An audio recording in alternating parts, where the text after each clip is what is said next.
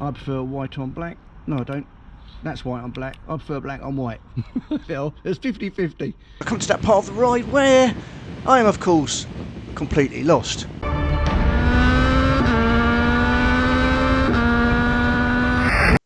With special thanks to Greenham and Kawasaki. They are down in Thatcham near Newbury, and they've got a fantastic array of used and new Kawasaki bikes. Aid here, which bike? I'm overjoyed. I cannot believe it's taken me this long to go on Kawasaki's new Ninja 1000 SX. It's been out for a while now, somehow I keep missing it. Now, those of you who have watched my channel for quite a while, going back over the years, will know that I've been on 2 of the previous versions. The Z1000 SX didn't have the prefix of Ninja at that point, due to how they are setting up their range. And I loved it. I thought and still believed it was the best all-round motorcycle I've ever been on. It looks like a super bike, it's got great looks, but it's got upright handlebars for great ergonomics and comfort. It's well engineered, and I really did enjoy it. So this, I'm really looking forward to this, and this is a bike I'm expecting to get off and thinking I want to buy it immediately. It's going to tick every box for me. It's a lot smaller than a big tour or adventure like the Africa Twin, for example, or a GS. It's not as frenetic as my MV Agusta. It's a perfect middle ground, which is why this bike is so successful. The biggest seller by miles within this niche. So look forward to taking it out. Let's have a quick further look at the screen, shall we? Let's turn it on, see the wishy-washy woogie. Kawasaki. Again, similar to the ZH2, it's got a screen that you can toggle between white on black or black on white, very simply with one button down here. I prefer white on black. No, I don't. That's white on black. I prefer black on white. Well, it's 50-50.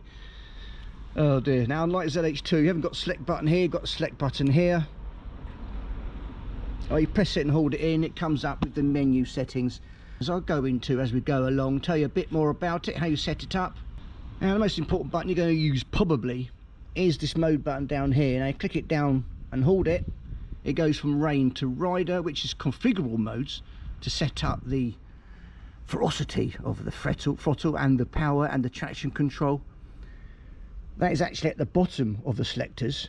You press and hold this top button here, the mode button up, to go back to rain, let go, hold it again to go into road, which is traction at a high level, full power, and then once more hold it down, it goes into sport, which is again full power, obviously less traction control off the bat.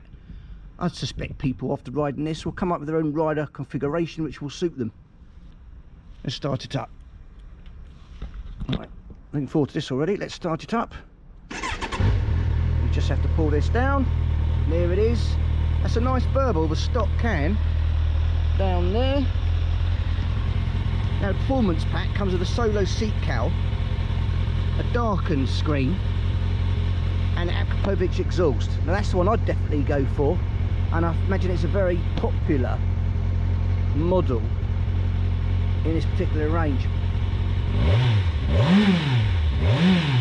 Very smooth, no vibrations. First impressions also, I'm comfortably on the balls of my feet, so I'm not heel down on my feet, but I'm not on my toes, so I'm comfortable. It feels secure.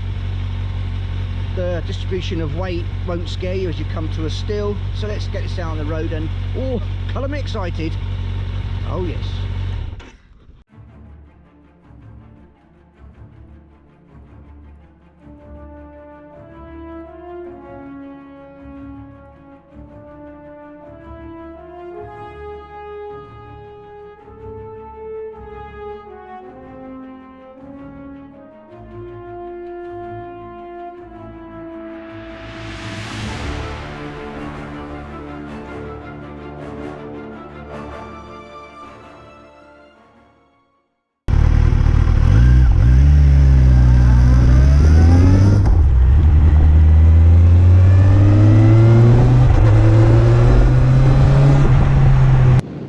First impressions whilst riding the bike, well, super smooth. Typical Kawasaki, where it's easy to ride. All the controls are simple and light. The seat and the suspension are quite compliant. don't feel massively sporty, but are on the comfort side, which for this bike I think is a good thing.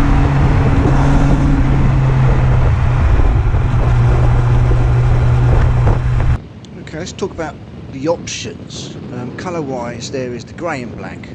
Then you can add red or green highlights, which come at an extra 200 notes. Prices start at around about £11,500 for the basic model, which is about $12,400.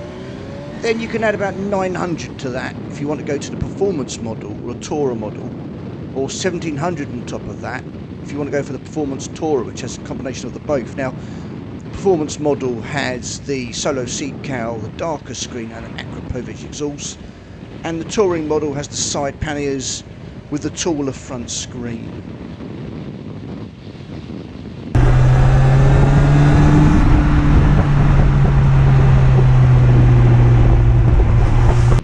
As you may know, I'm a great believer in tech. Now this has got more tech than a NASA rocket, with things like smartphone connectivity, cruise control, power modes as we discussed a bit earlier. It's got 3-mode traction control. It's got a quick shifter with assist and slipper clutch. It's got cornering management, of course, just a trick ABS system. Now, I'm very much at home with all this technology in motorbikes now. I'm very much used to it, and it's all about safety. You want to be able to enjoy these bikes with a level of safety behind you. I've had a couple of accidents, as you may be aware, so anything that stops me falling off this bike is a good thing. Call police, no ambulance. Anyway, I'm tinkering about on this test ride. Now, as for the stats that we all know and love, and I'll break it down to the ones that I think are important. It's just go over 1000cc, 1043 I believe. It's an inline 4, which accounts for its smoothness. It's got dual 300mm front discs and rear 250mm single disc. It's got adjustable suspension at the front and back for like preload and bounce.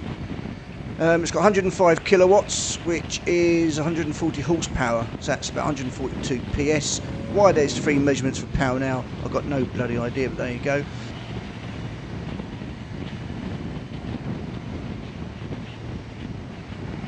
The torque, well, here goes an overtake. The torque figures are 111 newton meters at 8,000 revs. So that's pretty handy for overtaking. It allows you to move swiftly through traffic. The weight of the bike is 235 kilograms, which is no lightweight, but no heavyweight either. Right, here we go. Motorcycle! Whee. Let's go down here. Now the seat height is 835mm. As you saw earlier, that means I'm comfortable on the balls of my feet. I've got a 30-inch inside leg. And I am 5'10", so pretty much average build, average arm length.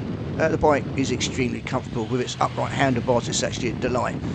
And of course I come to that part of the ride where I am of course completely lost. I've been taking some side turnings to get away from the traffic.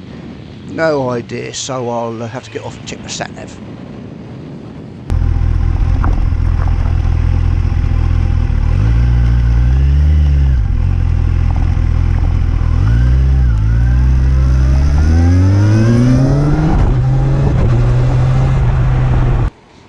Here we go, it's up here.